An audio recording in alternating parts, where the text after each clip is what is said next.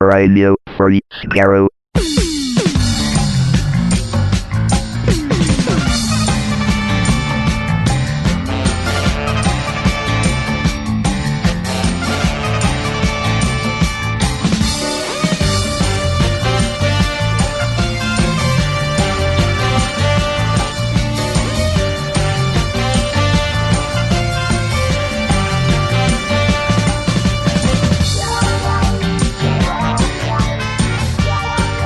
Hello, everyone. Welcome to Radio Free Skaro, episode number 755.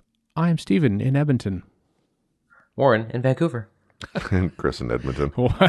Sometimes I think that however I say Stephen in Edmonton, Warren always echoes it. We'll just echo it. I just like it's because I think it's funny. Okay, so if I was Stephen in Edmonton, you would. Oh, you're damn right I would. You would that's so you just opened the door for you there.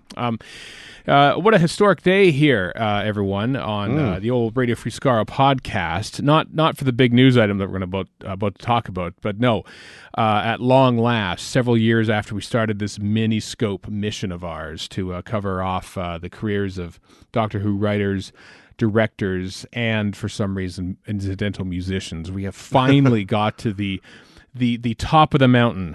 The Pip and Jane Baker miniscope is here. The Pipical, folks. as it were. It might be, actually. Oh, I love it. But the episode art, for some reason, is already drawn. We came up with the name when we recorded this miniscope like several weeks ago, and like as soon as we pressed stop on recording, go, why do we call it this again? I don't know. It might come to us later, but I don't know. I remember why we called it this, but oh, I don't. Why is it? Tell us. Tell us, it was Chris. something Tell to us. do with the fact that they didn't necessarily write fantastic stuff, but they were very quick and reliable and dependable, and that's why J&T kept going back to them. I suppose so. And they also sampled the Andrew, what's his name, orchestra version of the Lloyd Rolling Webber? Stones song. Yeah. No, the Andrew WK? that string sample from the Rolling Stones producer, which they didn't get royalties for that for like 25. But then the Rolling Stones said, you know what? It's been long enough. Take the royalties, you guys. I know you broke up and were very acrimonious over this whole thing, but now you get the money. So I guess the Verve make money off that song now, which is great because it's a good song. I love that song. This is maybe not something I should admit openly, but I used to watch the movie Cruel Intentions just because they played the song at the end. I mean, I like the movie, but That's a hell of a wait, man. I'd sit through the whole damn thing just to watch the end scene when they use the movie. Use the just song bought in the the movie. CD at the time, or a cassette, if you will. Yeah. I probably did at the time, but I still watched the movie because I like the way they contextualized it within the movie. Oh. I've seen the movie once, and I agree, it is well put together. Just like the Beatles' A Day in the Life, I can never listen to because of the way it was used in the 1988 movie Imagine. That's right. Yeah. That's a long time ago, you know.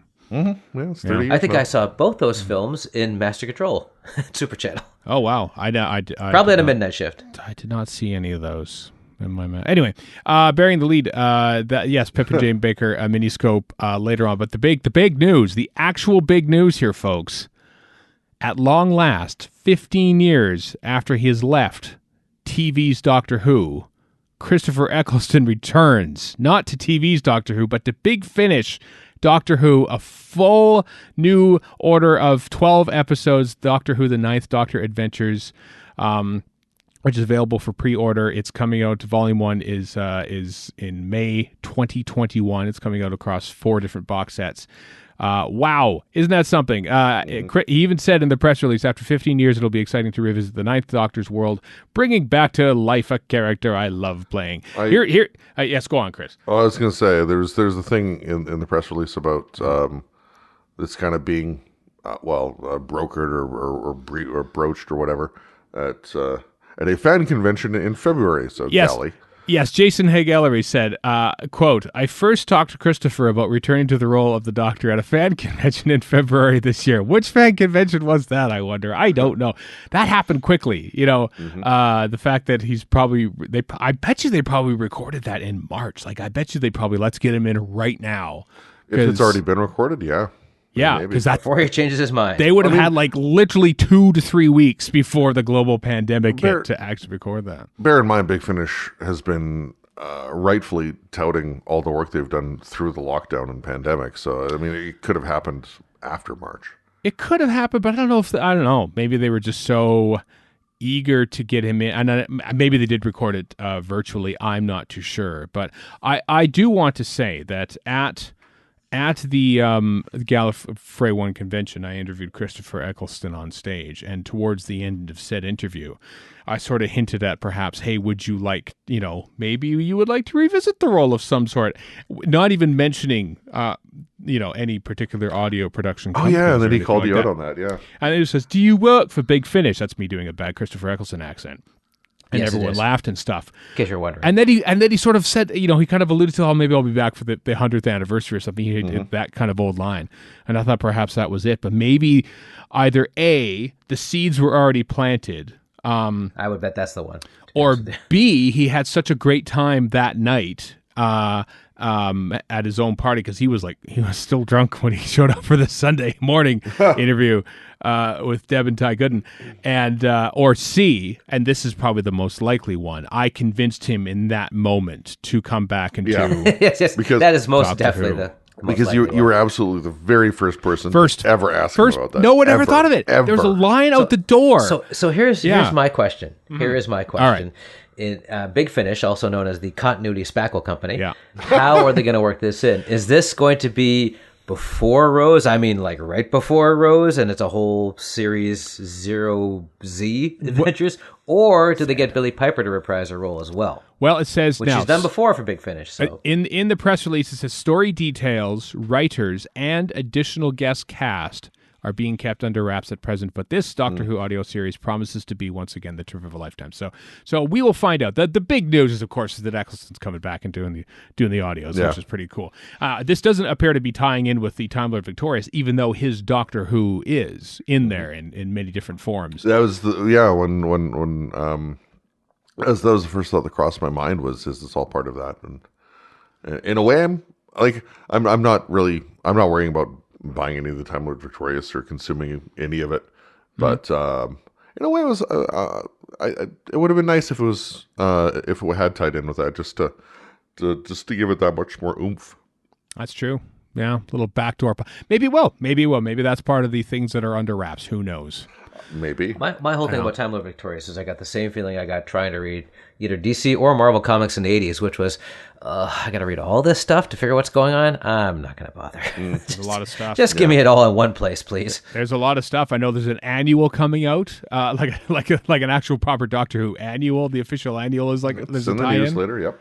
I know. I'm getting over it now since we talked about it. We're segueing, Chris. This is how conversations work. You see, when something. What? Yeah, I know. And also, there's a pretty amazing looking vinyl issue of the Echoes of Extinction. There's a double sided vinyl limited edition version. The vinyl things are really pretty. For those that you collect vinyl. So, the Time Lord Victorious stuff continues apace. Every single week, we have something to say about it. The issue number one of the comic is also coming out on September 2nd. They had a panel about it at Comic-Con at home. And now they've released some artwork of that. So, the Time Lord Victorious stuff is coming around, but that is not part of it. It's its own thing. Christopher Eccleston returns Doctor Who, the 9th Doctor Adventures, as I say, May 2021, although you can pre-order now to get them. So, very excited. By the way, apparently Comic-Con at home, a bit of a miss, according to everything I read, that just did not catch on with the fans, apparently. Not many views. And they didn't do a really good job of, they didn't allow any fan interaction. So it was just kind of basically, Comic-Con kind of is a bunch of PR releases in the first place, but this was really that. So I see. We shall see what they do next year if, indeed, America is still under the grip of a worldwide disease fest. Sure. I wanted to end on a high. I wanted to end on a high of that with Christopher Eccleston returning to Doctor Who, but you said Comic-Con via Zoom was crap. Okay, well, thanks. I didn't just say that. Authorities such as Variety and Hollywood Reporter also said what that. I meant to say is never mind. Let's just move on. Here's the thing. Here's the great thing about living in North America and being a Doctor Who fan, and more specifically, a collector of Doctor Who media. I detect sarcasm. You are correct, Chris. You have detected correctly, because everyone was all agog at like, oh my God, look at the cover from Fury from the Deep, the animated version produced by Gary Russell is out there. There's the pictures, all the DVD contents and stuff like that. And then only in that moment, it took me a few seconds to realize, oh, no, wait, we haven't even got the faceless one yet. We haven't even got the faceless ones yet. We don't even, on the Amazon page for the faceless ones, we don't even have artwork for the faceless ones. It's still like just a black thing. It's coming in October, apparently, because I guess this thing has been pushed back because BBC America likes to air the occasional animated adventure several months after they've been released on DVD in the UK, which is perhaps the only time they can actually broadcast it after certain entities have soaked enough money out of it. So the BBC America is airing the faceless ones on October 7th and 8th, by the way. And then the DVD will finally come tumbling after in late October, unless there's more delays. One thing I'm curious about, because I haven't seen anything yet, and I've like the link in the show notes is to the announcement on Twitter. Right. When they say they're broadcasting October 7th and 8th, are they doing 3 episodes a night or just 2 broadcasts of all 6? I don't know. Yeah, no, the tweet doesn't. I would guess the three each night. Three and 3. I would hope 6 and 6.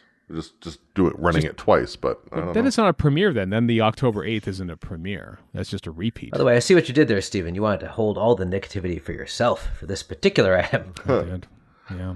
Well, I mean, I finally put in an order for faceless ones because I was delaying and waiting because like, oh, it'll come eventually, so I'm in no rush to put the order in.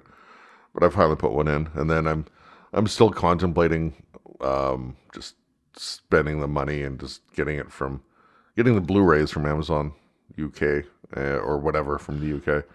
Because it's not just that we're getting these so much later. We're also not getting Steelbooks. We're not getting Blu-rays. We're getting just DVDs. No.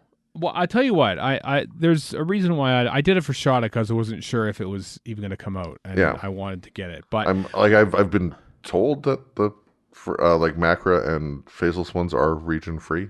Mm-hmm. I don't know. But that's a guess though. Like once you get it, like and it doesn't even work well. Like some Blu-rays it works, but like my Xbox plays Shada perfectly fine.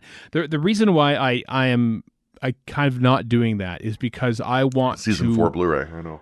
I want to buy the North American version to show, hey, there is a market for this stuff in North America. I am here to buy it.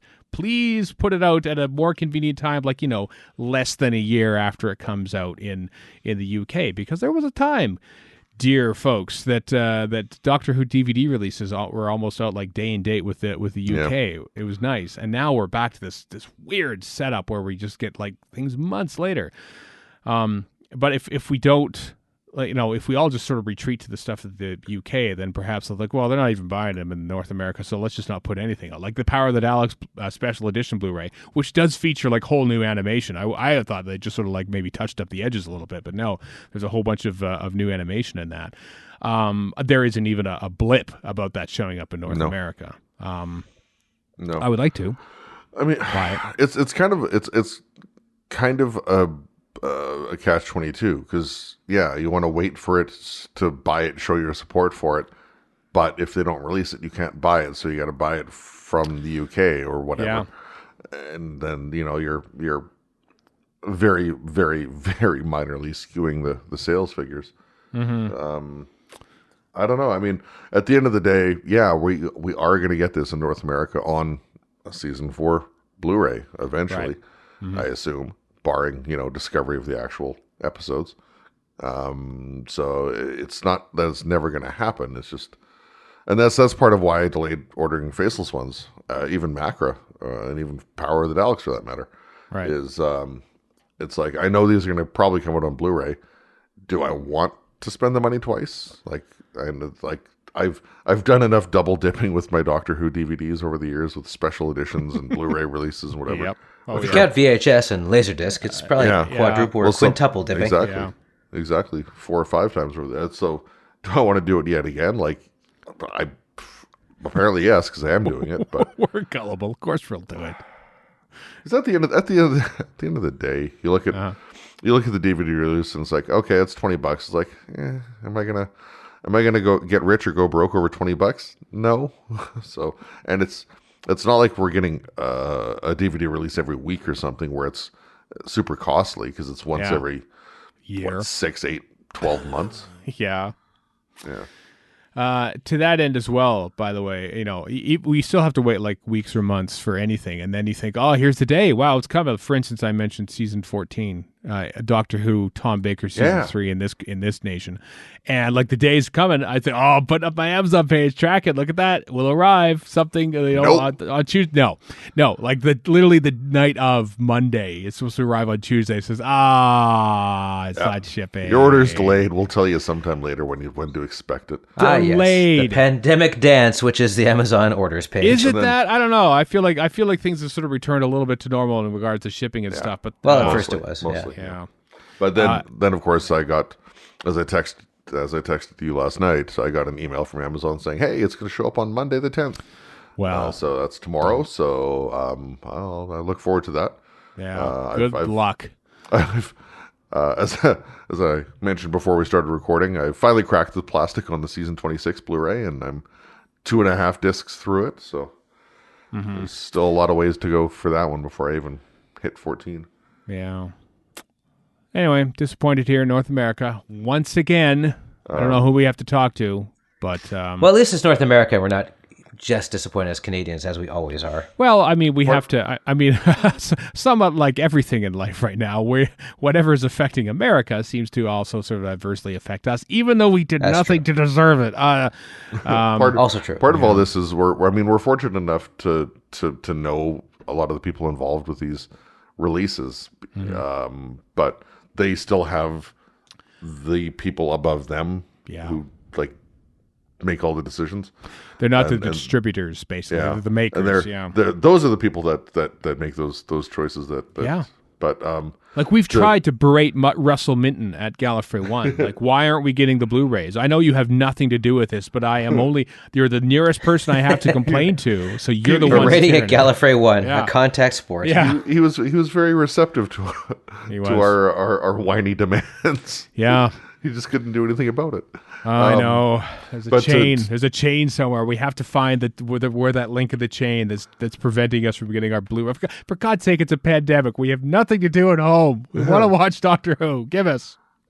Just give us 2 hours away from this pandemic or whatever. To briefly go back to Fury from the Deep. There's a bunch of stuff on there for special features, which I'm sure there is. Looks quite interesting, like commentaries and whatnot. I know Toby Haydock did part of or the entirety of the commentary. He did, yeah. Chris Chapman did the big making of documentary. It seems like it's one of his favorites. We'll see it sometime in 2022 when Stacey Abrams is president. And there's I'm going to shift around the news list a little bit here because on Furious from the Deep, there's it's Pip and Jane Baker Day. You can do whatever you want. It's going to work out. I'm just trying to figure out what series of events made Stacey Abrams the president in 2022. Who knows? How did that? Oh well. How does that work? That's spoilers, man. Spoilers. Just you wait. Okay. I don't. Yeah. You know what? I'm totally for this. Let's have this happen. Just you wait. Where are you jumping around to, Chris? What's Fury from the Deep includes an archive interview with Victor Pemberton. Yes, the late great Victor Pemberton. And got an email the other day from Michael Herbert, who's sent us the odd bit of news in the past while, and he's that chap what wrote that thing about Malcolm Hulk. Yep. Yeah. He kindly let us know that BBC, was it Radio 4? Radio 4 Extra is rebroadcasting a 7-part Victor Pemberton written series called The Slide. Yeah. Starting on Monday, which features one Roger Delgado. Indeed. And one Maurice Denham. Yes, there's 2 or 3. Roger Delgado stars as Professor Joseph Gomez. Maurice Denham, David Spencer, who was in The Abominable Stand. Miriam Margolyes in an early role. This is 1966. Yeah, here. Let's read this here. Moment of Silence is the episode 1. The synopsis of which is this: a new town in Kent is threatened by tremors, but the bigger subterranean threat is yet to emerge. I think this is actually an inspiration for Fury from the Deep, this thing. So it's rather fitting that it's being rebroadcast. Yeah, I don't know the details of it other than we were advised that apparently the idea that became this was originally submitted for a Doctor Who story. Yes, yeah, I believe so. That's what it was. Yeah. So that's cool. That's Monday on BBC Radio 4 Extra at 6 p.m. UK time is when you can start listening to that. Because of course, it's Radio 4. It's available everywhere. You can listen to it. That's exactly what I was going to say. Yeah, it's worldwide availability, so anyone can enjoy it. That's kind of neat. If you haven't, by the way, I haven't checked other countries' websites and stuff, but there's a big old Doctor Who sale on DVD and Blu-ray right now. Like the season sets, like some of them are like the regular price for like $87 for like the John Pertwee one. It's all for like $34. Mm-hmm. The Trial of a Time Lord one is similarly priced. There's a bit of a run, maybe in North America. So if you haven't got yours yet, and you're thinking you want to try it. Get them now. I didn't see if the season 26 set was on sale, but if you need any further enticement, you could watch the Curse of Fenric supercut, which is on the official Doctor Who YouTube channel, to join the supercuts of Battlefield and Ghost Light, because it's there. 28 minutes of Curse of Fenric stuff. Hopefully not like... You know what's getting cut down? Yeah. It's a lot of McCoy. You wonder why? Because... Season 26 is not part of the cheap stuff. Well, you're going to have to just enjoy that YouTube stuff then, or just buy the thing. Or BritBox. Regular price. Or BritBox, that's true. Action Dolly news, everyone. Action Dolly news. Alert. Alert. There's a new 13th Doctor Action Dolly. Mm-hmm. It's listed as a blue top, because yes, Jodie Whittaker's Doctor is wearing a blue top, but burying the lead, she's also the one with the bum bag / fanny pack, which is an offensive term in whatever country you're in, or a regular term in whichever country you're in as well. So yeah, it's the one from Arachnids in the UK, isn't it? So if you want to get that blue top, I like the blue top actually. I like how that works with the stripes across the chest there. So you can get that if you're a keen collector of such things. New variation Action Dolly. Mm-hmm. Malibu Stacy has a new hat. Yeah. My first reaction is there's no way I'm spending a pile of money on just a bum bag and a blue top. But then I look over and I see I have Cowboy Matt Smith and old Matt Smith from Time of the Doctor and the Curator and Tom Baker. So who am I to talk? I'll probably end up getting this somehow, some way. One thing that may work in your favor for this one, Warren, is it's, purportedly anyway, a U.S. exclusive.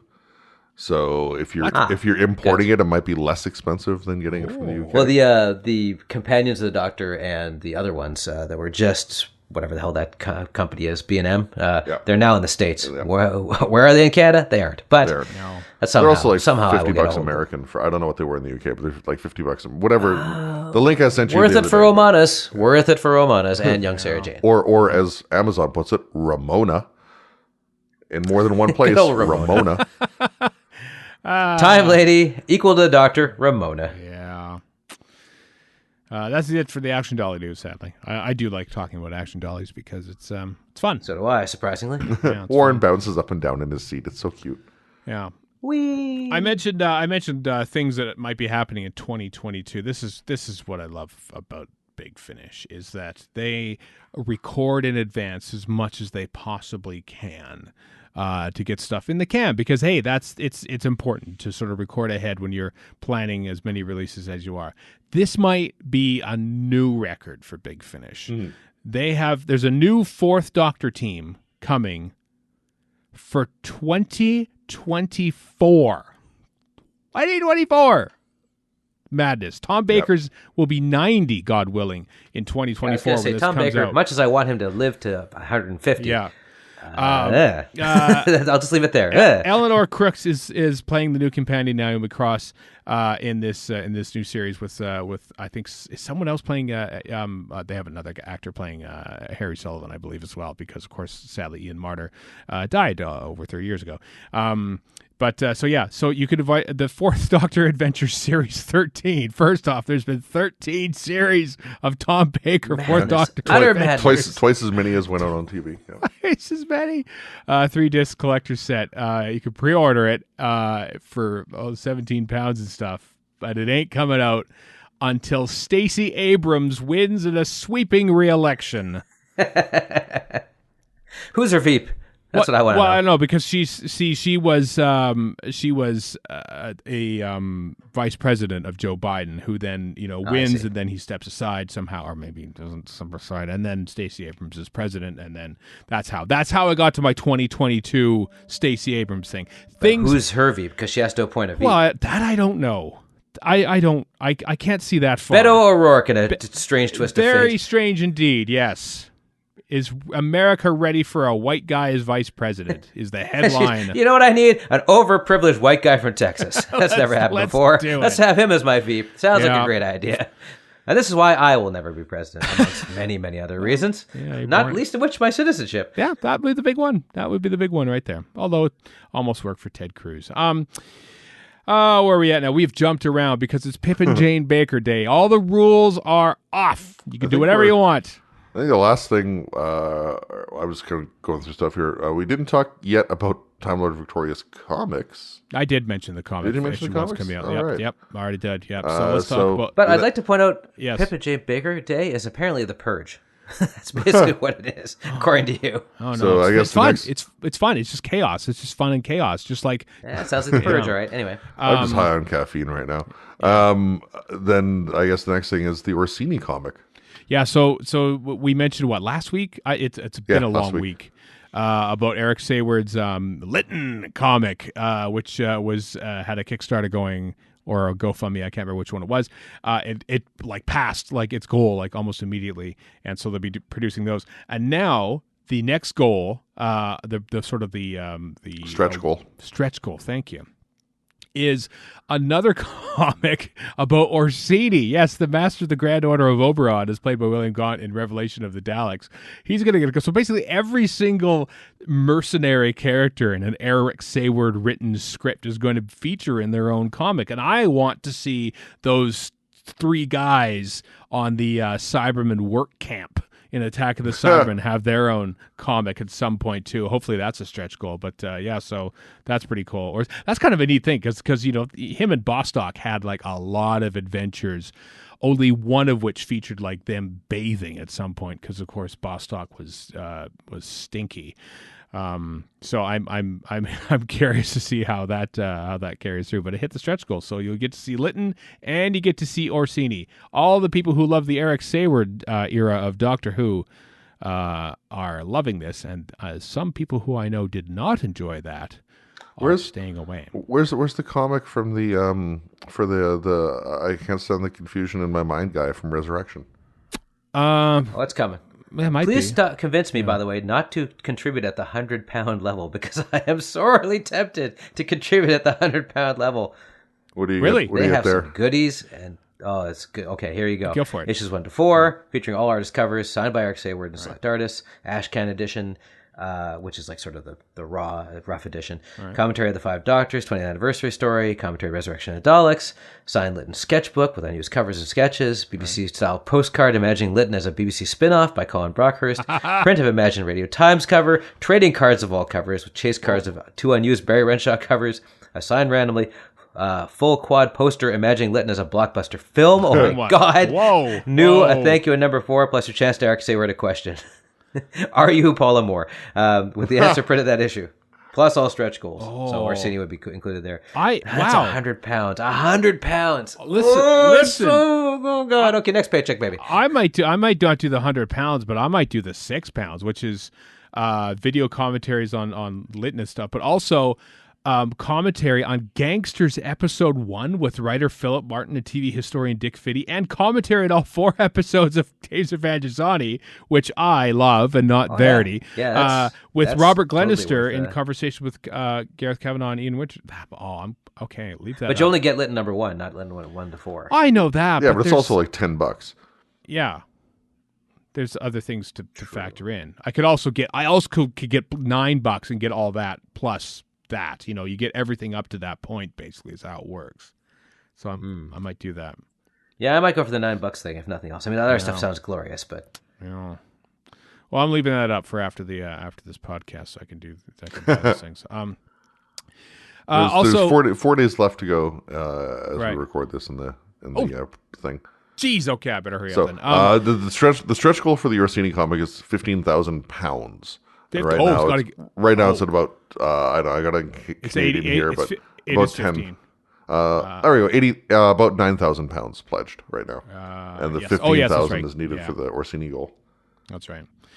Well, I'm going to contribute at least 6 pounds to that to get those things that I just mentioned. So, wow, thanks for pointing that out. The shipping is a bit egregious, but what do you do? Well, that's not this Kickstarter's fault. That's the mail. No, it's the mail. But the mail is great.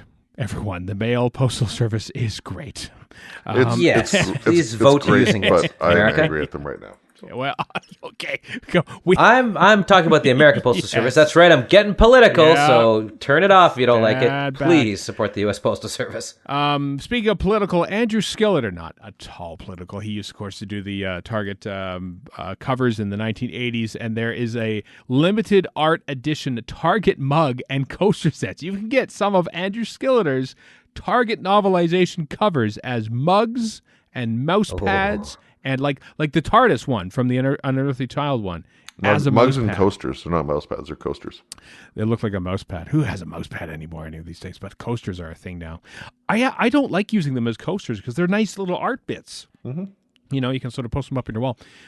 So anyway, links in the show notes if you want to check them out. There's ones from the Terry Nation's Doctor Who and the Daleks book and The Mind of Evil and Unearthly Child, I believe, are the three that are covered there. The product will only be available until late September 2020, though. So get on it. Yeah, the artwork is for Destiny of the Daleks, Unearthly Child, Mind of Evil, the Dalek Special. That's what. Yeah, for those who remember that. Yeah. And then 5 Doctors and Abominable Snowman. Cool. All right, then. A couple little things. So there's 2 Doctor Who charity anthologies from Obverse Books, of course, the people who make those wonderful Black Archive books. The Curse of Fanfic is a anthology raising funds for Parkinson's in the UK. It's edited by Paul Castle with a whole host of new fiction from Ian McLaughlin and Paul Mars and John Dorney, amongst others. That is available for ordering until September 1st, so you have until the end of this month to do that. And then also Forgotten Lives is a short story anthology from Obverse Books in aid of Alzheimer's. That will be published in late 2020 with pre-orders open in the autumn. So not open yet, but so those are 2 charity anthologies for good causes in the UK that will be available for you to pre-order and purchase. And one last note, I recorded last week where, of course, the Hugos hadn't happened yet, the Hugo Awards. And now they did, and winners were named.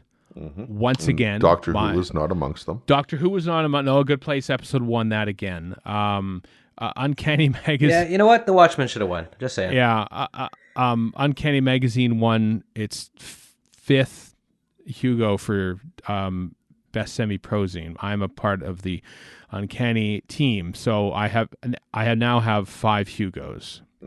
I like how you're full disclosuring a winning of an award. In case you're wondering what imposter syndrome is like, I'm not. I know full well what it's like. It's not being part of the literary world and owning 5 Hugos. That's what it is. And 10 if you count Erica's.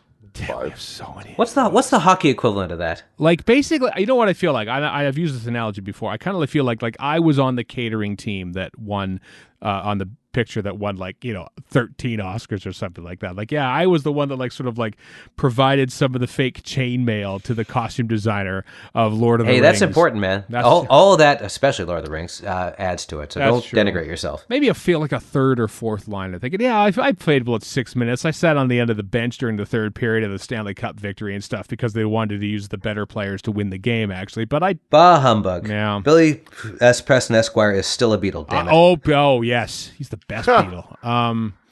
Well, thank you for... But not Stuart Sutcliffe? No. God, no. He's out. No, Billy Preston was awesome. So anyway, yes, we won. And it's weird and ridiculous and nonsensical, and it's flattering. And what even more, let's pile on the imposter syndrome right now. You know what? Here is the thing. You might be listening to the most winningest Canadian in Hugo history. I might be the one Canadian who has the most Hugo Awards out of anyone. That's stupid. What about Robert Sawyer? Along with Erica. No, he's got like 2 or 3. No, Erica's not officially Really? Canadian. That's yeah. surprising. Yeah.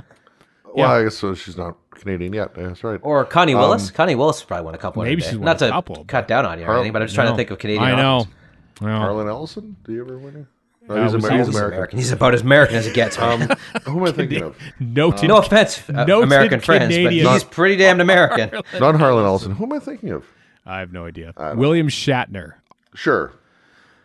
has not won a Hugo, I don't think. So anyway, Hugo Awards. Good Omens won. Good Omens won the Hugo. Neil Gaiman was very Yes. surprised. Sent his recorded acceptance speech. Said, "Oh God, we won!" So Douglas McKinnon and I mean, worth it. It's a good series. yeah, Douglas McKinnon and Neil Gaiman took the Hugo for best presentation long form. So good for them. But as I said, Doctor Who, the only episode that was available, the Resolution, the only one that aired in 2019, was the one eligible, and it did not win. So there you go. That's your Hugo Awards wrap up. Other podcasts and other blogs elsewhere have talked about what happened with the Hugo Awards ceremony.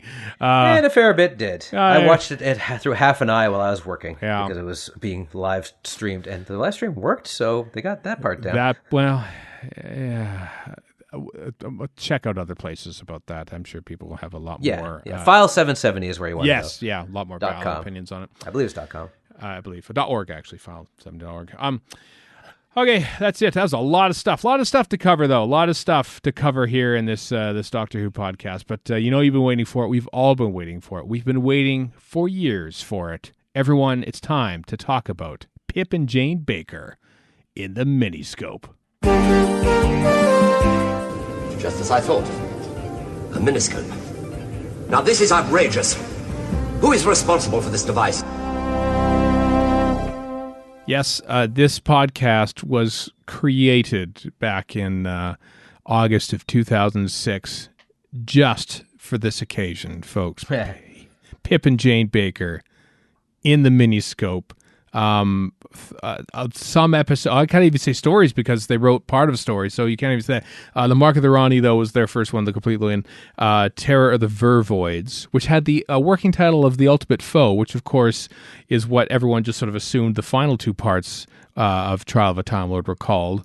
But they wrote the last episode of that, and then Time of the Rani is how they finished out their Doctor Who career. So we get to cover all of them here today in the Miniscope. Shoot me now. It's very exciting. It's very exciting. I think you know what? I think when it comes to Miniscopes, and maybe it's just our old age coming through, I feel like we strive to focus on the positive perhaps a little more nowadays. We do. So, be seeing you. Yeah. Anyway, Chris, you watched the 2 Ronnie stories. Warren watched the 2 trial stories. Am I right about that? Was that how you divvied up correct, the? yes. Yeah. Yeah.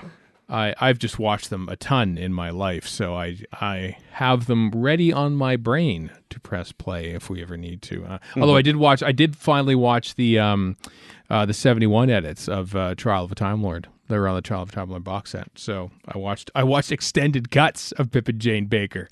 So what do you think of that, folks? Yeah, I watched even more than was possible for this Miniscope. So anyway, as I probably said at the time when it was a new box set, I watched the so-called special edition of Vervoids that nixes all the trial room scenes. Yep. And there's a lot better flow to it when there isn't such constant interruption. There is a lot of interrupting. I always like the There's interruptions. a lot of interrupting. Yeah. I mean, the glory of all the Colin Baker close-up zoom episode cliffhangers is made that much more prominent. That's true. Like, what do you do with those? I mean, you can't have. I think they miss out one, don't they? Yeah. And clearly, Pip and Jane Baker are responsible for Oh, of course. close up Colin Baker end credits. It said Colin Baker end credits. Yeah, in the script it said crash zoom, crash zoom. Chris Clough, I'm talking to you, director here. Crash that zoom, please. And star wipe, and star wipe, and star wipe, and star wipe. And we're out. But we start with Mark of the Rani from season 22. Those blissful days, the last full complete story, I believe, of Doctor Who. Am I right in that, or did the cancellation announcement happen in between parts 2 and 3 of the Two Doctors, or was it Time Lash? I think it was Two Doctors. So if that's the case, Mark of the Rani is the last complete story to ever air without the threat of cancellation hanging over it publicly. Blissful times indeed. I really like this story. It was written by Pip and Jane Baker after John Nathan Turner recruited them. Believe it or not, Eric Saber did not recruit them, ever. I'm shocked to hear this. I know, it was never... Pip and Jane Baker was never the choice of either script editor under whom they wrote. Well, ostensibly, Sayward quit because his finale for Trial was rejected, and Pip and Jane were called in to write that. They were. We'll get to that. We'll get to that later because it's quite a thing. But yes, Mark of the Rani, where they were instructed to create a new Time Lord. And I think it was actually Jane Baker who suggested a Time Lady. And they also came up with the name the Rani. They also suggested the setting, I believe. They didn't suggest an extra week's filming, which is what the BBC got, thanks to one camera crew being double booked and thus being paid, but not having anything to do. So John Nathan Turner lapped them up, and thus I think that's why that story looks so great, because half of it's on film as opposed to about a quarter. As I said, I think it's grown in esteem, and it might be my favorite of Colin Baker's story. Chris, you watched it most recently for this. What do you think? As we record this, Right. not to spoil anything with timing or whatever for when this is recorded versus when other stuff goes out, but I watched it earlier today, and right now, as actively as we record for Verity, Kat is in the living room watching Time Lash, and I envy her. Ouch. Wow. Wow. Gosh. Really? Man. All right. Actually, that might be a little overblown. Thank you. Before I get into anything about Mark of the Rani, actually, I don't care about the timing and chronology. I want to bring up season 23 first. Not Trial of the Time Lord, the aborted season 23. Okay. There is a story commissioned for the aborted season 23 called Gallifrey, to be written by Pip and Jane Baker, which involved the destruction of Gallifrey. And what a new and exciting concept. it is, and I find it kind of ironic that you got Chibnall on that open air program saying Pip and Jane Baker, you suck. Basically, Now let me steal Yes. another So what does person's he do? idea and repeat it, He takes this idea for series 12. He does. which had already been done once before, more or less. Yeah. Golly. So that's it. So he basically created his own future. He was like Sure at the end of Day of the Daleks. He blew up that. So what you're saying is he is a paradox machine. He is 100% is. It's like in Terminator 2, Skynet gets created by trying to destroy Skynet. So Yeah. He has become that which he sought to destroy. Chris Chibnall, the Pip and Jane Baker story. and that which he beheld. Mm-hmm. Yeah. Fascinating. I just found that really interesting. That's because the whole Chibnall Pip and Jane Baker thing that's been out there for 1986 is when that all happened. Mm-hmm. After Trial wrapped airing. So, yeah. Well, I'm sure he's the only human being who's ever regretted anything they said in their teenage years. Yeah, 100%. Sure. Yeah. What cancel culture? Come on. Yeah. So you hate Mark of the Rani that much? No, I don't hate it. I don't like it. I just don't like it. Okay. I read, I want to say I tried reading the book before seeing the episodes. I think that's right. I also distinctly remember making my own audiobook from the novelization. Your own audiobook. Yeah. Really? You read Basically your own? reading the novelization into a tape recorder. Yeah. For this story. But I think the biggest... Okay, so you talked about the filming and the fact it uses a lot of film versus video and all that kind of stuff, and it's shot at that Bliss Hill Yeah. Ironworks Museum, yeah. Yeah, shot there, not unlike Ultimate Foe, as we'll talk about, I'm sure. Mm-hmm. But the setting and the costumes and the fact there are actually extras, massive numbers of extras and speaking roles and all this kind of stuff, definitely helped to sell it as a whole story. Music's pretty damn good too. Yeah, But Jonathan Gibbs. the biggest thing from the first time I watched it 30 whatever years ago to now is the diction, the dialect and the diction were just so incomprehensible as a child. Because it's set in North Tyneside. To be fair, they are from the north, so yeah, like it's not the easiest accent to understand in the first place. But like you watch it, and even in the first few lines of speech, you're like, "What the hell is a Toby?" Uh-huh. Like it's just it made it really difficult to get into it, and that's never gone away. It's just such a barrier. And that said, bonus points to Pip and Jane Baker for trying to get this sense of authenticity and realism by having that in the script. Like if you ever watch the movie Trainspotting, people will talk about like the accent and the dialect and how it's tough to understand. If you ever actually crack the pages of the book, the movie is like child's English by comparison, and kind of like this. Like I say, it's good that they made the effort to have all that in there, but it just didn't help me. Right. Yeah, interesting. I mean, I like authentic dialogue. If that's what they're gonna say. Although I do remember Tachyon TV doing a commentary for this, and they went out and played frisbee. They went and played frisbee for the last half of it, but then making fun of the northern accents because of course some of them are from the north. Like when I think of watching Doctor Who as a kid, like not knowing anything about British geography and accents and isoglosses and all that kind of stuff, I think of this and Image of the Fendal. As a couple like distinct examples of non-RP that just were tough to understand at the time. Speaking specifically of the old lady in Image of the Fendal. Oh yes, the old mother. Yeah. Rock salt. Yep. I thought it was quite a nice touch, the fact that they were using this like Toby. I just assumed like, okay, probably just like slang for money back in the north in 1811 or whatever that was. I always thought it was like slang for like tub. I don't know. Like I could hardly sling a Toby, I think is the line. How could they sling it? Oh, I see. Yeah, something like that. Yeah, maybe it was a tub. Who knows? Miners they're speak. on their way That's to what the it was. bathhouses. They're on the way to the bathhouses. That line gets spoken. So yeah.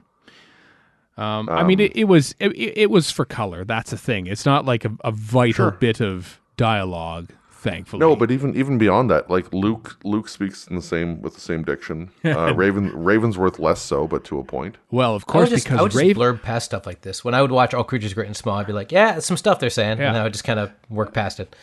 Yeah, well, that's Yorkshire, right? Yeah, it is Yorkshire. Well, yeah, I'm just saying when I would come across accents like that, I would just kind of go forward. Well, Ravensworth is, of course, from the south because he's a gentleman, you see, so he doesn't speak this appalling dialect, this appalling regional dialect. VIP, sir, that sort of thing. Blow you all the kingdom come, that sort of thing, which is great. I quite enjoy the relish of the dialogue. I think that, and this has been pointed out by others, and I'm beginning to realize this. A doctor like Colin Baker, I think that Pip and Jane Baker get his doctor the most. I think they are a natural fit, be it dialogue, be it characterization. Other stuff I have in my notes, I think would agree with that. Yeah. Yeah. Well, go on. What do you? He has the least problem for any of these episodes. Yeah. I think so. I think they just get him, and I know that he really dug the type of diction and words and turns of phrases and stuff. Rhetorical flourishes, if you will, which as a kid I enjoyed listening to because I'm like, I'm a smart guy learning smart words, and now this is a little over the top. This is a bit much. I credit Colin Baker stories for a large part of my more excessive vocabulary just by watching Colin Baker stories, and a lot of those are probably from the Pip and J. Baker stories. But I can see why it gets on people's nerves now. At the time I didn't, but now I definitely do. Yeah. I know I remember looking up the word iconoclast because of Colin Baker. Me too. Yep. I still use it to this Back day. in the day at some Based point in on my that, youth. yeah. Mm-hmm. Yeah. Yeah, that was Yeah, so there's some stuff I wrote down. It's not every Doctor Who story that features a child getting kicked or a dog getting killed. I choose to believe that dog said ow and ran off fine. If that dog said ow, you got a bigger problem than just to Yeah. get kicked. That dog got so TCE'd. I am really upset about that. But it was the 1980s when they would do that. But the child getting kicked, you're okay with. Whatever, children. I mean, they were not looked fondly upon in the No. 1800s in a lot of times and a lot of places. So, Well, why aren't they at work? Come on, hurry up. Exactly. well, just get it. down They were bit. probably they were right by a mining cart, the one they got kicked. So, I do think that the setup of the story is done very well. So that, like the mystery of the bathhouse and the old crone and the scarecrow and the Luddites and the geniuses attending the meeting and all that kind of stuff, I thought was some pretty good setup. Payoff, maybe not so much, but it kind of helps to keep you interested in the story because there is a lot going on.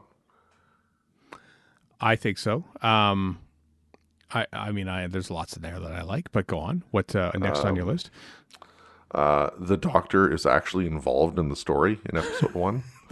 That's why you can a tell it's novel on concept. a Sayward script. I know they're launched into it right away. It's kind of nice. You can't get that from every Colin Baker story, that he's actually doing something consequential in the first of the 2 episodes, which makes it really awkward when there are only 2 episodes. I'm looking at you, Revelation of the Daleks, as you mentioned, Eric Sayward script. Yep.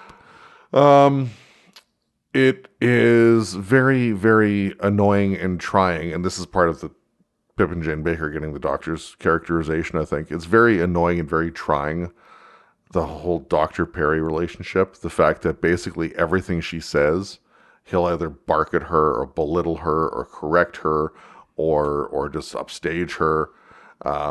Just like and then at the end of the story, they're walking, he's got his arm over her, she's smiling. So I think Perry has Stockholm Syndrome. Possibly. There's a little bit of playfulness in the banter, I think, sometimes, occasionally. When they hit trial, it gets a lot more playful, and they're not Definitely, jerks to yeah. each other anymore. Yeah. Oh, that was Colin and Nicholas saying, F that. Yeah, that was down to their performances less than the... Even at the end of the story, when Ravensworth is looking at the TARDIS, and you know, what are you doing there? And the Doctor says, mostly argue. Argue, mainly. I love that line, yeah.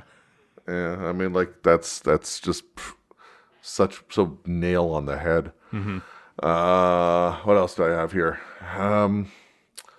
You mentioned that the Rani was a creation of Pip and Jane Baker.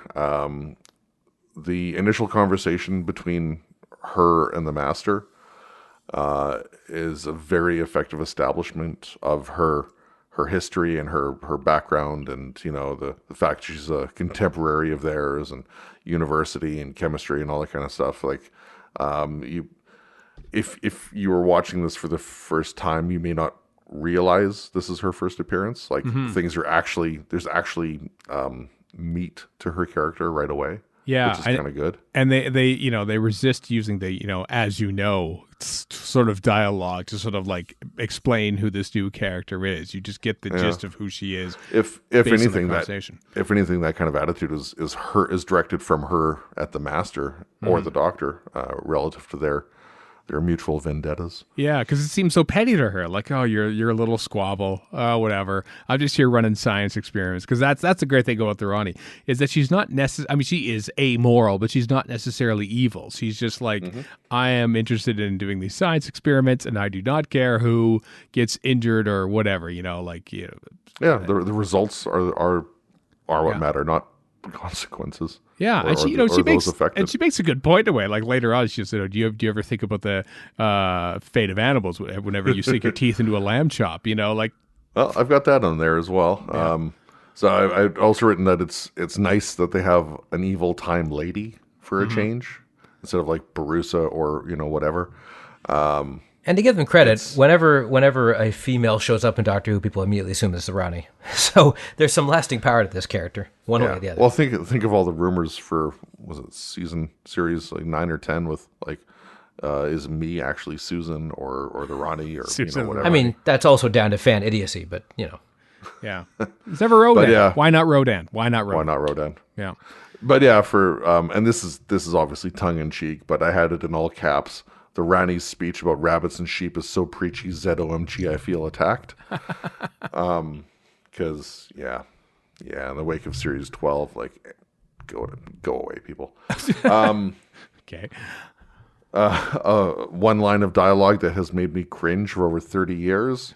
I want you to swallow this very special sweet meat. yeah.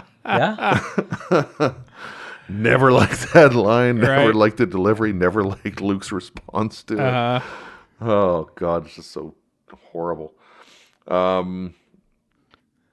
There's, in the story, as far as like storytelling is concerned, there's some nice bookending going on. Because at the end, the Rani mentions that her TARDIS is like out of control and gaining speed, and the Master says, "Hey, why don't you just fix it and stuff?" But the story starts out very similarly with the TARDIS. The Doctor saying the TARDIS is taken off course, and Perry's like, "Well, why didn't you just stop?" And he's like, "What do you think I'm trying to do? Don't be obtuse," stuff like that. So I like symmetry, Right. and what are you doing there? Argue mainly. It's just so on the nose. Bangers. I like that the Master is basically the Ronnie's companion throughout the whole thing. It's kind of. It's such a, remarkably progressive Doctor Who story. Possibly not intended to be as such, but just probably because not it's intended to be as such. know. co-written by a know that I'd woman, say- directed by a woman. The lead, the new character is basically, taking the lead, and the Master is like is on the back step. Something which I think Anthony Ainley was a little perturbed by at the time. But So just to, like for some of the stuff he does proactively, well, I guess proactively against her, like stealing the brain chemical and stealing the maggots and whatnot.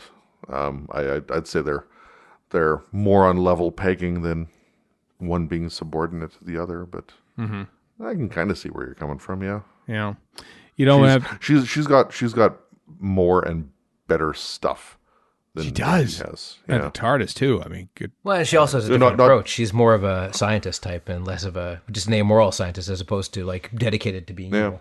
And I love a lot of things like her deviousness, like the dressing up as the old crone and the gas in the bathhouse and the mustard gas in the volcano, and like she's got like layers of traps and stuff, and just like you can tell that she's put thought into her plans. That, I mean, not that the Master doesn't do that either, i.e. Khalid, but maybe you don't know why he does it. Right.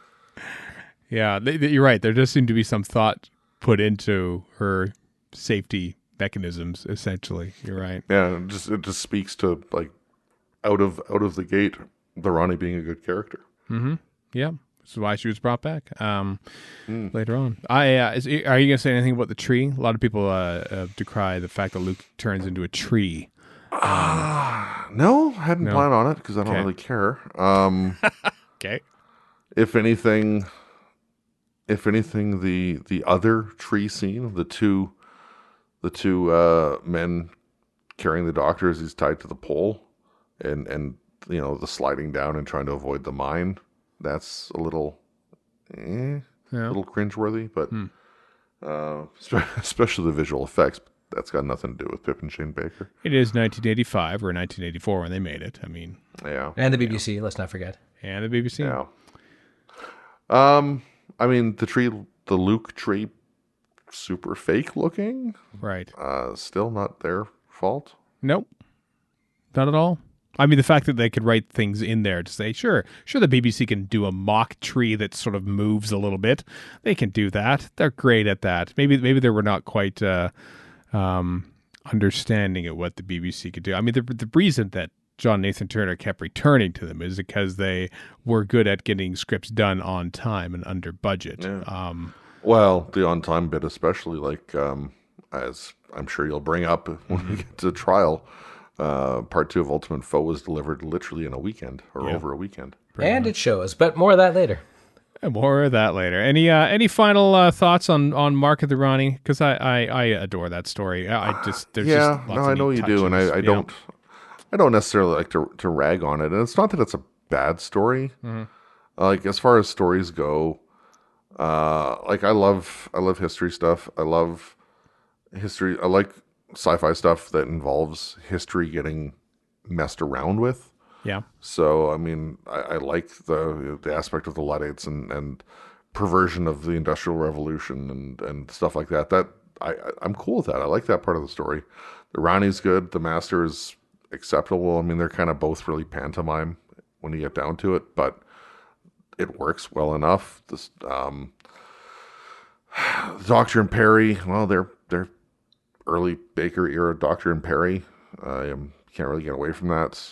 And relative to other stuff, it's better than some other stuff like Twin Dilemma, I guess. But High praise indeed. Relative to other things that I prefer, like say Attack of the Cybermen or Vengeance on Varos, Right. It's middling. I think it's much less cynical than those two stories that you mentioned. Varos is cynical? What? Oh, this feels like proper classic Who. Like it just feels like it, like they're just they're back in the past. There's historicals that shot on location. It's not as like clunking, I guess, as those first two stories, of which I'm a relative fan of both of them. Don't get me wrong. But I mean, as far as like meaty stories are concerned, as we'll probably get to, beats the crap out of Time of the Rani. Well, yeah. And Enema beats the crap out of Time of the Rani. We'll see. Bookworms. We'll see. Warren, do you have any thoughts on Mark of the Rani before I we move haven't on? seen it in years. I do remember enjoying it. I remember being surprised Pip and Jane Baker wrote it, given all the other stuff. So, because it's perfectly serviceable as a story. It's I'd say it probably rated below you and above Chris. I quite enjoyed it. I really liked the book at the time, and I assume they wrote that too, or did they not? I think they did actually. Yep, Yeah, they I think did. they did. And also the novelization for Time of the Rani, as well as Did they write the Vervoids and- Vervoids ones? Yeah. I think there were Vervoids. I can't remember who did Ultimate Foe, but I can't remember if it was them. I think that might have been a lottery for the Ultimate Foe. Could have been. I don't remember who wrote it, but so we move on then. So Mark of the Rani goes out, and Trial of a Time Lord. Cancellation happens, of course. They were slated to maybe do a story called Gallifrey. Never happened, of course. The trial comes up. Eric Sayward recruits Robert Holmes for the first story and the last. And then he has ideas for basically the middle two. Philip Martin was recruited to do the follow up for Vengeance on Varos, and then there was going to be two-part stories in 3 2-part stories. Well, I mean, I'm talking about Vervoids here. Instead of Vervoids, sorry, yes. Yeah. And Pip and Jane Baker did the novelizations both for Vervoids and Ultimate Foe. Thank you very much. And those both fell through. So once again, John Nathan Turner, in need of a script and quick, got a hold of Pip and Jane Baker. All this is sort of happening around the same time. This is the amazing and tragic thing, because this is right when Eric Sayward was becoming increasingly displeased with the direction of the show and the direction of the casting. Bonnie Langford pushed him over the edge a little bit, and then when they rejected his first version of episode 14 after Robert Holmes had died, all this is literally happening like within weeks and days, basically in May and June of 1986. He quits. He leaves. So Pip and Jay Baker are sort of say, hey, kid, can you do a thing with Make a Murder in Space? Sayward set this up basically before he left. And so they do. They do in relatively short order. They write basically a whodunit in space with a bunch of characters and stuff. Before we move on, because I know Warren watched this one and episode 14. Yes, I did. I was watching the making of documentary, and they had the character brief that John Nathan Turner actually wrote for Mel, which he provided all the writers. And so Pip and Jane Baker would have obviously read this before they wrote their episode. And the third paragraph of this character brief is shocking in its 1980s offensiveness. Here we go, quote unquote. Melanie is one of those annoying young ladies who is a quote-unquote women's liber at all times, except at moments of great stress when she relies heavily on playing the hard-done-by, downtrodden, crocodile-teared female. Ladies and gentlemen, John Nathan Turner. Every single word in that sentence is offensive. It's staggering. And none of it is in this story. None of it is there. It's none of it. To their credit, they completely says we're just going to bypass that. Yeah. Oh, yeah. Flagrant sexism there from John Nathan Turner, and write a story featuring a character for the first time in a while who actually appears to want to be on the TARDIS, amazingly enough, because we haven't really had that since Tegan and Turla were hankering to get away, and of course Perry was always annoyed being there. So here's Mel looking to keep the Doctor in shape and having fun on a cruise ship where everyone gets murdered. But Taylor Vervoids, Warren, your thoughts on this? Well, first I'll start with the Mel part. Like watching it, I remember everybody hating Mel at the time and all the rest of it, and her just having this, Bonnie Langford and the character having this bad reputation. And I'm watching it going, I don't get it. Like I think this is more received fan wisdom, and mostly it was because I think at the time she came off of some dance show, and so fans being fans are like, well, we can't possibly have that. Just like how Billie Piper was a pop star before she was on Doctor Who, so she couldn't possibly act, right? So people just seem to come in with this notion, and I'm watching her going, she's a perfectly fine companion. Is she top 5? I wouldn't say that, but she's fine. Like there's nothing really wrong with her, and she's not that irritating, to be honest with you. like she's got giant 80s hair, but it's the 80s, so I'm not surprised. But and in fact, I would say this story it doesn't really pass the "am I looking at my phone or not" test, because I was looking at my phone during this, and it's not the greatest. But also, it's not the worst. Like, if it's let down by a lot of things. I don't think the writing is particularly well. It is in bits, but mostly the production design, which is just like, we're on a ship. Here's a lounge, and here's a hallway, and here's a vault we're going into, and it's floodlit. It's all the sins of the John Nathan Turner era are there to just kind of drag everything else down. Now those two little those aliens just sit there and don't do anything. The Megarians, yeah, and the ultimate kicker is the soundtrack as well. Yeah, like all these things together drag this down, and the writing itself is, I'd say it's middling. It's not terrible or anything. It's just kind of there. It's a little on the nose with the book of Murder on the Orient Express sitting there on the table, and which I don't know if that was added afterwards or if that was part of the script. But I mean, there's some decent dialogue, and like you said, the Doctor they write the Doctor quite well. This version of the Doctor, and there's the characterizations are okay. Like I said, it's hard to. It's hard to crap on it. It's also hard to praise it because it's not spectacular or anything, but it'll do. And given what they had to work with and what they were thrown at the last minute, good for them. You know what I mean? Yeah, for the remit of doing Agatha Christie in space, it works fine. Yeah. I think that's not perfect. I think of other Agatha Christie stuff like 10 Little Indians. Not the original title. Oh God, no. Like the believability of 10 Little Indians is predicated upon the massive red herring literal red herring is part of the poem anyway. The massive red herring that gives you the twist at the end. Same thing for this with Hallett and the Megarian, and it's quite serviceable. It's fine. There's some dodgy science, and I had to say, for a show called Terror of the Vervoids, mostly the Vervoids just kind of do a huddle for 3/4 of the show and just kind of hiss at each other, and they are a little janky looking, but that's not the fault of Pip and Jane Baker, right? I was going to say, Pip and Jane Baker probably had nothing to do with the... Probably had absolutely nothing to do with that, yeah. The appearance of the face? Question mark of the mostly it's the other people. The hell is other people, which is fine. It's a murder mystery. And it's the Terror of the Vervoids, just kind of like this thing that shows up at the end, or also obligatory monster. But yeah, like it is what it is. On top of everything else, and I don't know if this was Sayward or if this was Pip and Jane Baker. I would say probably Sayward, and Stephen, maybe the creation and destruction of the Vervoids leading to the whole genocide thing at the end of episode 4 of Vervoids is damn good. It's effective, isn't it? Very effective. I mean, and who speaking knows of the trial? Sorry, go ahead. Who knows what Gallifreyan law is like that you can sort of switch charges halfway through a trial or anything like that. It's pretty fast and loose from what I can tell. It is. It is Gallifreyan law, after all. It's not. It's funny how all like trial sequences, no matter what planet you're on, in what time period you're on, seem to adhere to your typical Earth-based modern day courtroom drama. European, no less. Yeah, that too. British, essentially. Yeah. What are you gonna say? But Warren? that's the other thing. Like with another thing about Mel is like, this is not their fault.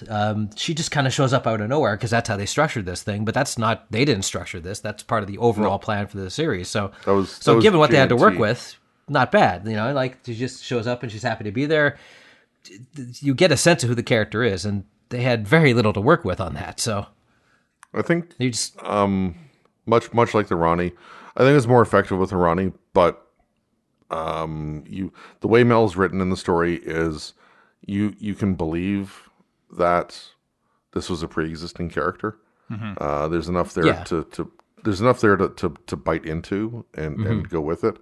I'm assuming it was J&T's idea to bring her in as though it was, halfway through her run or whatever, because he had the idea of doing a story showing her introduction later on, and then Colin Baker got fired, and that idea went out the window. which is quite timey-wimey. I mean, look at what's her name in Asylum of the Daleks, right? Where one splinter of Clara is there. Yeah. So Yeah. so done properly, it could be, but I don't think it was done all that properly here. Frankly, it's always been a little out of nowhere. I thought. I mean, you alluded to it there, Warren, about Colin Baker being very doctory. This is one of his more doctory. He's sort of like charming Janet trying to get the look at the. That's a little over the top, list. I found.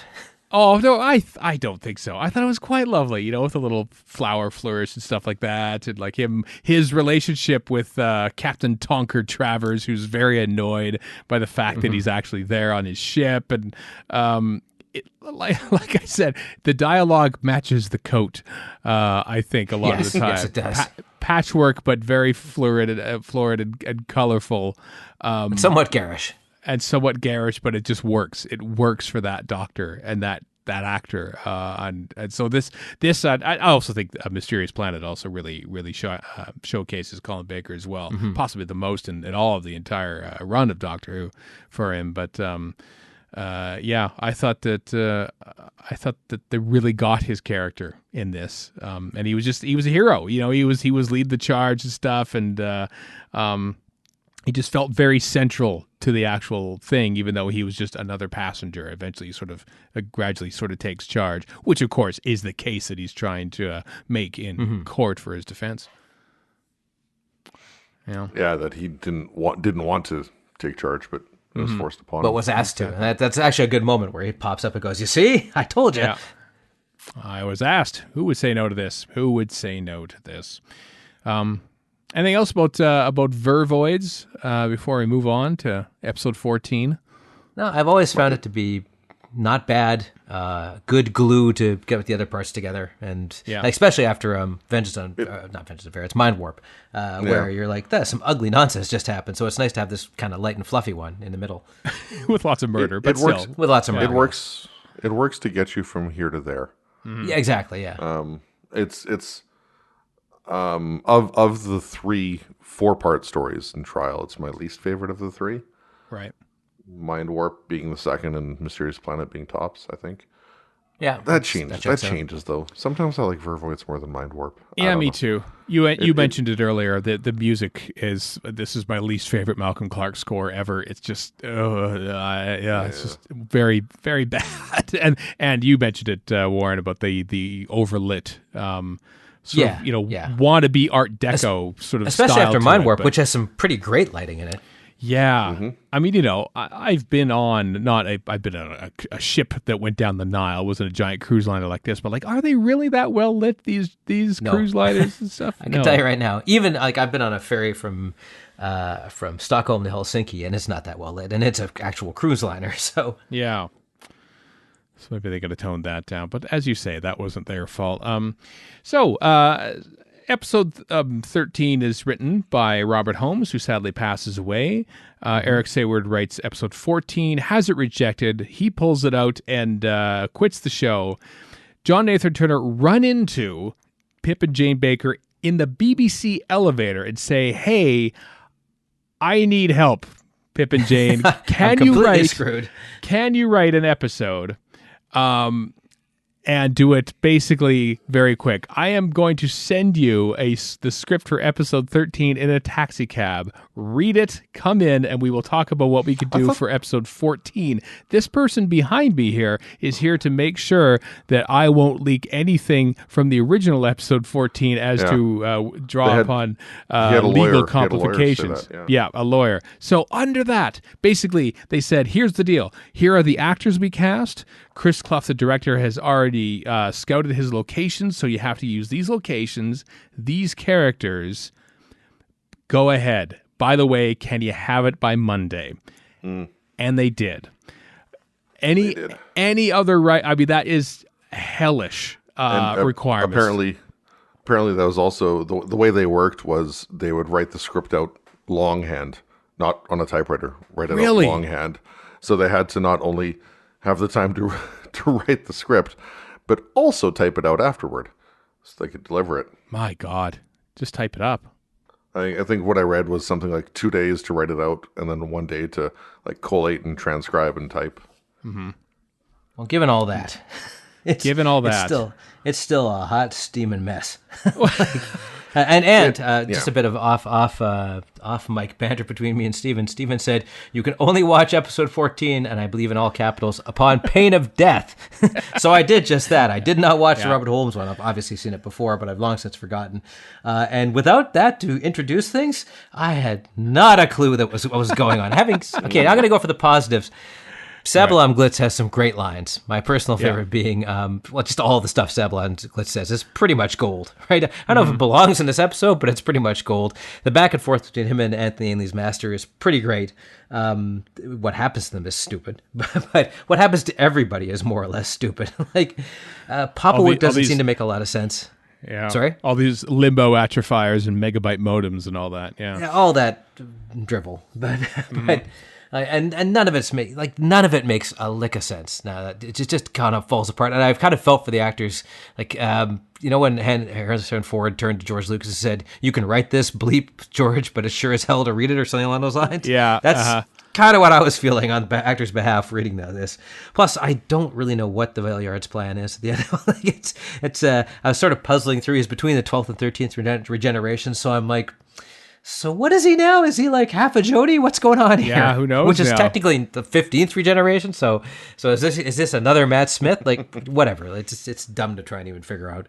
More on that later. Yeah, it was kind of a neat idea, but yeah, it's there's just a lot of stuff going on, and none of it really ties together with anything until the end when he becomes Lord President or not, or eschews it, and then Gallifrey there's an insurrection on Gallifrey which we never see, which just seemed kind of like tacked on. Right. It just I really should have watched that previous episode to know what was going on. The Keeper of the Matrix stuff. Yeah. All that. Yeah, like, James Bree, who played the Keeper, had a much larger role to play in the original episode 14, and basically has a couple lines in this, and that's it. Okay. He had his turn in the War Games. He was fine. Exactly. So is he now a cloister ghost? Is that what's happening? Maybe he is. Maybe he is. Like they impart a lot of info, none of which means anything, for what I can tell. And the Matrix has seen better days too. The fact that this episode went out as a 29.5-minute episode, which is astounding at that time. They had John Nathan Turner had to get like special dispensation to get the extra 5 minutes. Even then, it was cut down from like 38 minutes from what they originally shot. You're right, but here's the thing. I mean, neither this or Vervoids had a script editor. It was John Nathan Turner having to do the script editing on this himself because Sayward had left at this point. And I think you're right. Like you said, a couple days to write this thing. Like, to be fair, given the circumstances they had to work under, they got some okay dialogue out of this thing, which is all you can really hope for, honestly. They got some dialogue. And also, imagine also knowing that another script with a who knows how different story was written, paid for, sitting there, and under like pain of legal ramifications. Yeah. You're not allowed to know what's in there. Oh, and by the way, you have to follow up on the most vaunted Doctor Who writer there's ever been. So good luck. Yeah. Also imagine the struggle J&T must have had to go through to get those extra 5 minutes for a Doctor that nobody in the executive team liked on a show that had just came off a 14 or whatever month hiatus. Like that must have been tough for him. Yeah, I can't imagine. And this is your big finale, so like there's all these expectations That which you too. can't possibly measure up to. It's like, God, yeah. It's not. Did they do a good job? No. Was it fair? Absolutely not. This is why, I mean, I love television in general, but I think this is mostly the case when I watch like Star Trek, Next Generation, Deep Space Nine, Voyager, all that.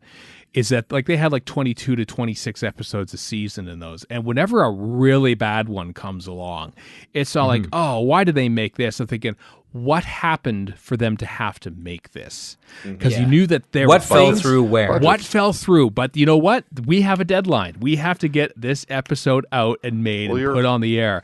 And so I find episodes like this just fascinating. The fact that they can actually piece something together to be shot and edited and just have something there where it look like we don't have anything right now. We have to fashion something. And so, you know, all the bad episodes of Doctor Who I look at and I go, I appreciate these because at least they tried to make something out of something that probably could have been a lot worse had they just given up.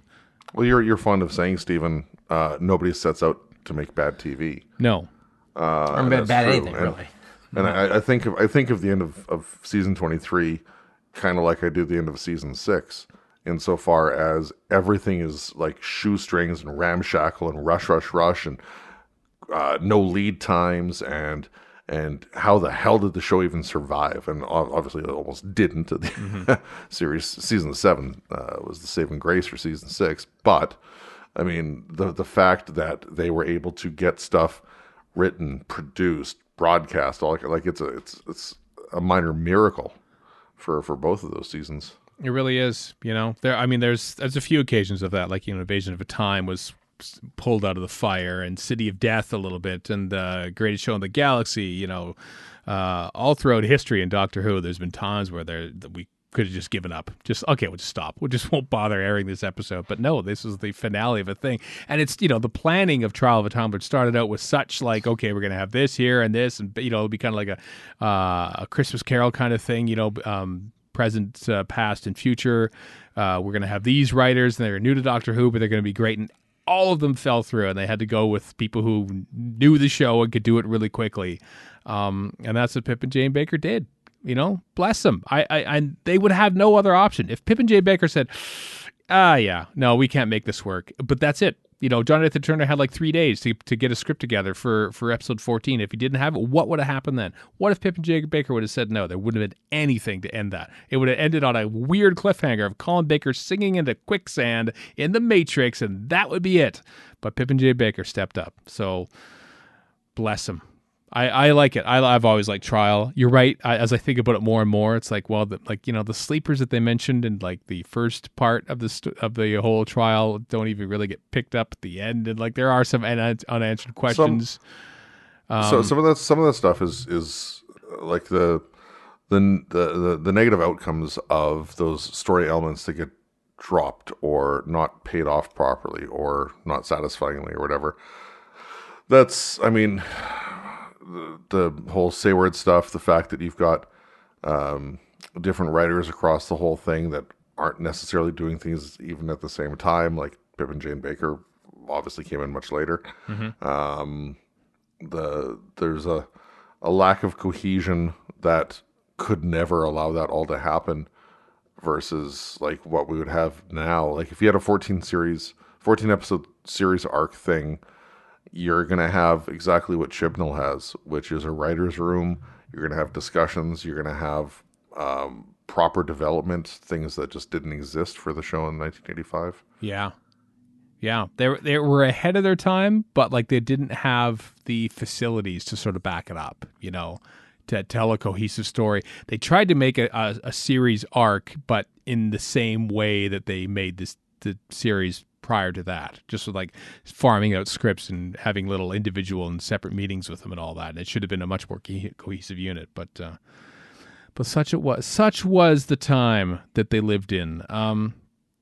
So after that, after they managed to get this thing out and made and edited, Colin Baker's fired by John Nathan Turner, who assumes that he is also out the door. This is in October of 1986, you understand. Then all of a sudden, actually, no, John Nathan Turner, you're coming back. We're not firing you at all, and you are going to make another season of Doctor Who. We are telling you, you're going to have to make another season of Doctor Who. John Nathan Turner had one of those signs in his office like Homer Simpson. Don't forget, you're here forever. Yeah, and he was. He really was. And so December, basically, I have to find a new doctor and a new script editor and stories. I have nothing because I assumed I was gone. And they even took the time to make sure to audition people. I know they rigged the auditions. They did, but they still took the time to audition people. Yeah, John Nathan Turner.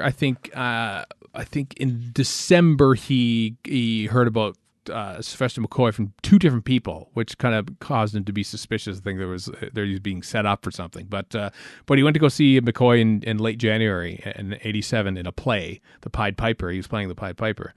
And thought, this is great. Let's cast him. No, wait. You have to audition other people. The BBC said, and so he put two people, including General Nadine from Return of the Jedi, Dermot Crowley. Quite a market, according to the novelization. Up against Janet Fielding to play. Yes, playing the Margaret Thatcher like space woman and the companion as well in another audition scene. And amidst all this, he says, "Well, let's get Pip and Jane Baker to write the first script for this." Initially, on the assumption that Colin Baker was coming back to record the story and then regenerate at the end. So there's the first draft of this is a Colin Baker story, essentially, where instead of Bayes dying at the end in the Rani's headquarters there with all the explosives and stuff, that was supposed to be the Doctor dying and regenerating into Sylvester McCoy. But of course, Colin Baker did not turn up for that, and the second draft featured this new Doctor who they had no clue about. They had no idea about who this new Doctor was, so they basically tried to make this new character. It was now before we go on, it was not Pip and Jane Baker who created the mistaken malapropisms or the spoons. That was all John Nathan Turner's insistence being put in there. So if anyone's blaming Pip and Jane Baker for Time and Tide, Melt the Snowman and stuff like that, it's not their fault. So where there's a will, there's a beneficiary. Yeah. Time in the Rani, much maligned over the years. We did a commentary for it a while back with Jonathan Helm of Who FX, who of course there's a reason for the that. story. It is crap. It's a stunning visual story. Yes, I'll give it that. I've always kind of been baffled by the hate for it. I don't know where the hate. Is there a specific thing? Is it the Rani dressing up as Mel? Is that where it's all silly? I don't know where the negativity comes from. I think it's all the slapsticky nonsense. Really, it's that. It's the malapropisms. It's the pratfalls. It's the spoons. It's the all of that. There's just too much of that. There's always been a bit of that in Doctor Who, and that's fine. But it goes into overdrive, and it's just way too much. It's permanently colored by feelings on the Seventh Doctor too. I think a lot of people probably. Chris, this is your second story of two that you watched for this, and you liked Mark of the Rani better, you said. Of the two, yes. Before getting to the story proper, I think I've mentioned this on the podcast before, and you two may remember this. The first time that our quote-unquote local PBS station, KSPS out of Spokane, the first time they broadcast the story, the transmitter got knocked off air partway through episode 4. Mm-hmm. So the week after, before showing, I can't remember what they showed afterward. Anyway, they re-ran the last 15 minutes of episode 4 for those who wanted to catch up. Fascinating. That was really cool. You don't remember that? I think, you know what, I probably do remember that. It's funny you mentioned that just because I remember on whatever story came the week after, I'm assuming it was Paradise Towers, mm-hmm. Bill Stanley got on on camera before the show saying, yeah, some Daleks knocked out our transmitter and we couldn't show you the end of the last time in the Rani. Yeah. Whatever. So they did the last 15 minutes of the story as a repeat and then went into Paradise Towers. That does ring a bell. And I'm sure you probably told me this story on this podcast earlier. And if you're listening, John Predel of broadcast.org, include that in your, because I sent him all my research data for KSPS broadcast dates to the broadcast.org website.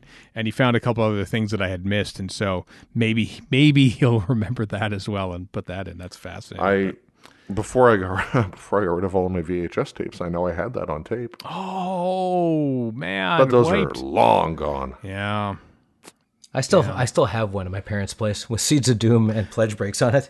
I do too. I have 2 or 3 of the like my very first VHS tape, which I had. I mean, I've said this on the podcast so many times, so please forgive me, those of you who've heard this before. But my first memory of Time in the Rani was when it was part of a pledge break night on March 26, 1988. I remember the date, where they were airing Planet of Fire, which is part of the normal run at the time, and then they were airing this new thing called Time in the Rani, or whatever episode it was. I didn't have an episode guide at the time. I just assumed Time in the Rani was the next episode in the run.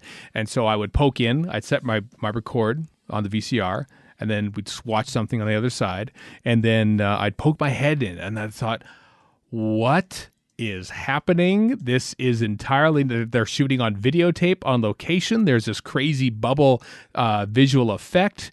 The TARDIS is like arrives. When I first saw the TARDIS arrive, like being pulled down to the planet by the Rani's gun, I assumed that in this new magical future, this is how the TARDIS materialized. It was a bizarre new future, Time in the Rani. And so the excitement and bewilderment and wonderment of this new, up until that point, a completely mysterious era for me has always like raised Time in the Rani up to like such a high level. Because I remember just like what a magical, mystical future this is. Videotape locations and crazy visual effects. I'm sold already. The visual effects looked good. Yeah. I mean, as we covered off in the commentary. So I'm just looking at broadcast.org. Okay. And presumably most of this is, or at least some of it anyway, is your research. But yeah, 26th March 1988, Doctor Who Then and Now. Yep. And then Time in the Rani, and then Planet of Fire as part of the Peter Davison run. Yes. Doctor Who has apparently preempted the 2 Saturdays before. Believe so, yeah. And then Time in the Rani as broadcast before Paradise Towers was June 25th. So I'm remembering the second broadcast. Not okay. Yeah, I know. I certainly wasn't the This is important, debut. vital information. Yeah. This is back when, Time of the Rani, like, what, 9-10 months after its original UK broadcast is when we got it in the States. Which seemed just breathtakingly quick. Yeah. Well, it was broadcast basically all across September. So, yeah, 9 months. Yeah. Yeah. But yeah, Time of the Rani, much maligned, apparently. We're doing a lot of finger drumming around the writing on this one. Yeah. So what do you think there, Chris? What do you think of the writing on this one? First note I had was cold open. I like cold opens in Doctor Who. Obviously we're really used to it from the new series, but it happened so infrequently in the original series, like this and Remembrance and 5 Doctors and maybe something else. Is that it? Castrovalva, yes. So like only 4 times or whatever. 4 times. That's it. Yep. Well, with 5 Doctors, it felt apt because it's the 5 Doctors. Yeah, and it wasn't supposed to be in the original version of this. They added it once they realized that Colin Baker wasn't coming back, and they needed to do a regeneration scene. So that is why. Yeah. No. As far as the notes I had for the story, I'm just going to kind of preface everything by saying, somewhere around episode 2, I'm like, I don't care anymore. Somewhere on episode 1, I don't care anymore. Once the bird people showed up, I'm like, nope, check it out. These flamboyant erasure dudes have got to go. My notes got a little brief and maybe a little snarky. Okay. As I went to through tell. the remainder. But the as we learned in Mark of the Rani, a hallmark of the Rani is she goes to planets and basically subjugates the local population. So that's what she's done here on Lacertia. She's got all the Lacertians basically, she's taking over their planet and their lives and whatever, and the whole leisure center thing is a little odd for dominating a species, but also their planet consists of 3 rooms, so there's that. Yeah. Oh, whatever. Bread and circuses. the bees, Bread and circuses. Yeah. the bees and the Bangles go more toward her character. Right. But anyway, I liked that they expanded on her character by actually showing her doing this, because in Mark of the Rani, the Master talks about the planet she's taken over, at where she has to get the sleep thing from humans to put the other planets' people at rest. Anyway, even though, and then for the malapropisms, even though they're not Pip and Jane Baker, I'm sure I'm not alone in saying this, that quite a lot of them I have used more times than I'm willing to count or admit in my life. I probably have too, sadly. So as fun and as tiring as they are, I can't imagine the story without them. Mm-hmm. So I'm okay giving them a bit of a pass. Right. All right. So a couple things to put out here. Okay. The Doctor specifically says it's his 7th persona, completely disregarding the canon changes made by Chibnall 33 years later. How dare he? Yes. What gall! Terrible. And then the next thing I had written, the Doctor explicitly says his age and the Rani's is 953, completely disregarding the canon changes made by Russell T Davies 18 years later. What gall! You're having fun watching this episode there, weren't you, Chris? I don't like the story. I'm sorry. No, you really don't. The Doctor pushes the tetrap onto the tripwire and is therefore responsible for its death. Yes, he is. So the Doctor's a murderer? At least he takes his hat off in a solemn respect for the tetrap that he just killed. Because that's worthwhile. Yeah. Warren mentioned the bird people. Yeah. They're not good. They just are not good. In watching it, Kat was like, I like the way they run, but she likes everything. Yeah, they run like Naruto. Completely disregarding Naruto's running from 20 years later. What gall! It's not totally writing related, but it kind of is. Donald Pickering and Wanda Ventham kind of get the best lines in the story. And the fact that you have a couple amazing and very strong actors playing the roles of Baez and Faroon really, really helps. Baez is written as is a very, I think anyway, as far as the story goes, a very well-written, conflicted character. As much as you spoke of earlier, as much as it would have made more sense for the Doctor to have sacrificed himself blowing up the brain, Baez being in there isn't that bad of a substitution, because throughout the whole story he's so like, what can I do? He even says, like, the doctor says whatever to him about his helping, and Baez even says, I think the word you're looking for is collaborator, and like he's very much over a barrel having to look after his people, all 20 of them, and still have to serve the Rani.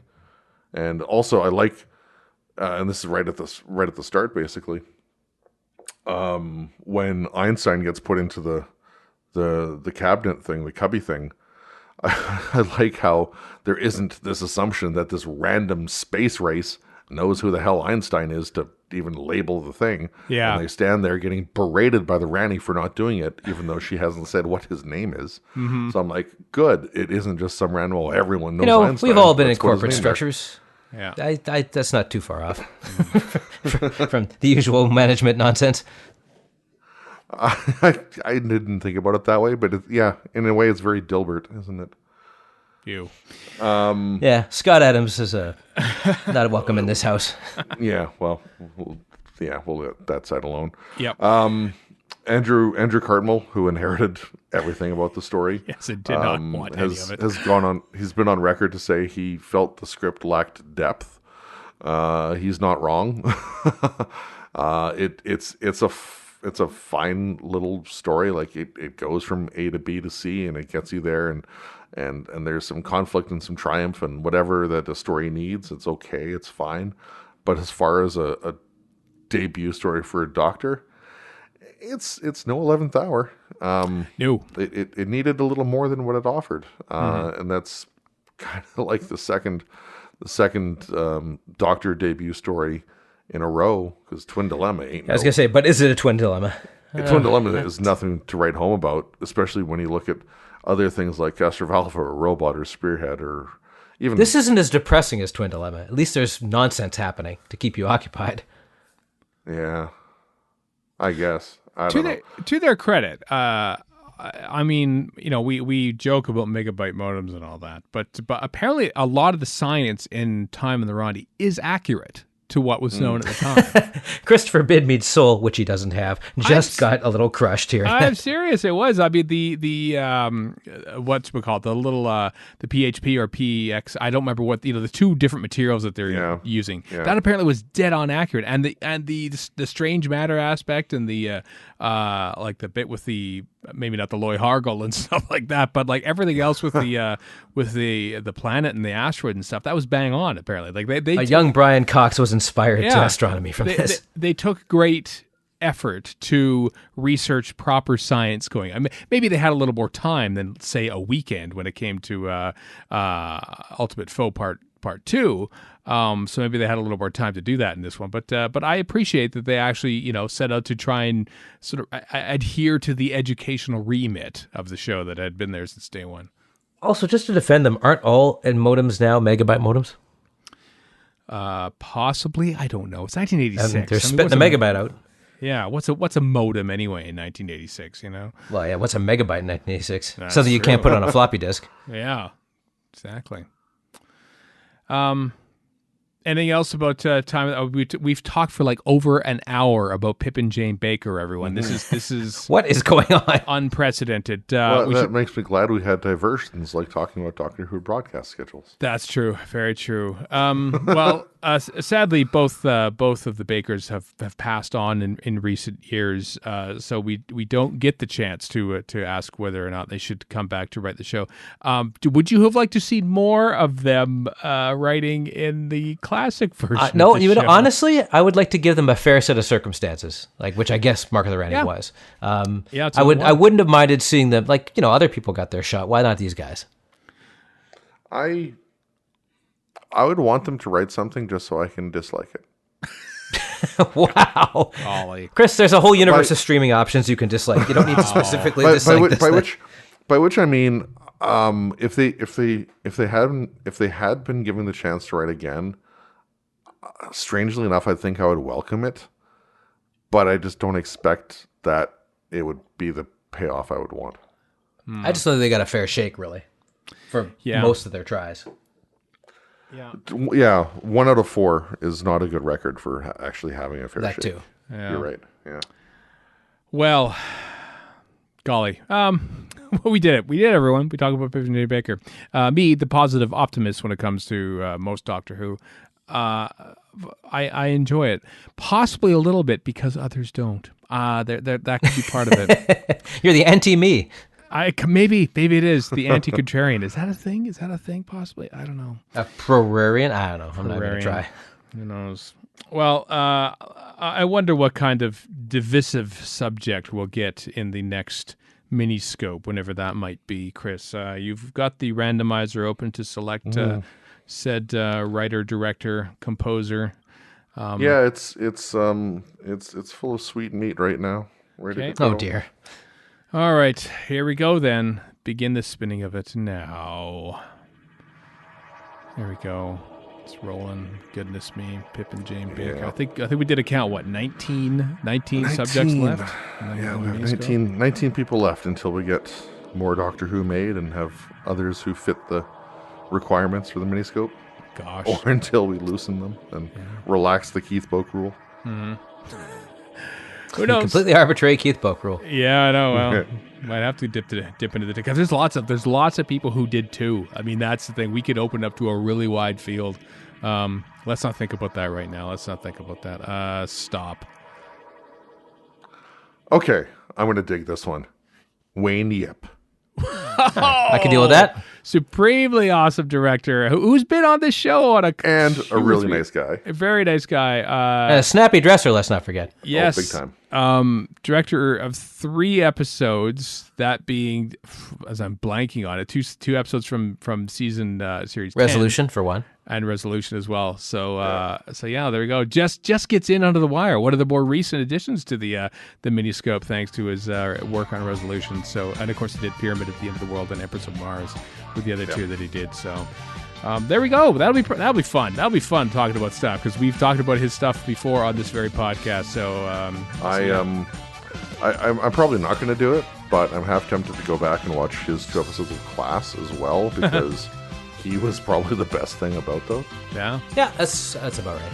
Yeah, they won't be required viewing, but we might touch on them on the next Miniscope recording. So there you go. Haul out your Peter Capaldi and Jodie Whittaker box sets for the next Miniscope because we'll be talking about stuff that is directed by Wayne Yip. So until next time, I'm Stephen in Edmonton. Warren in Vancouver. And Chris in Edmonton. So long for now.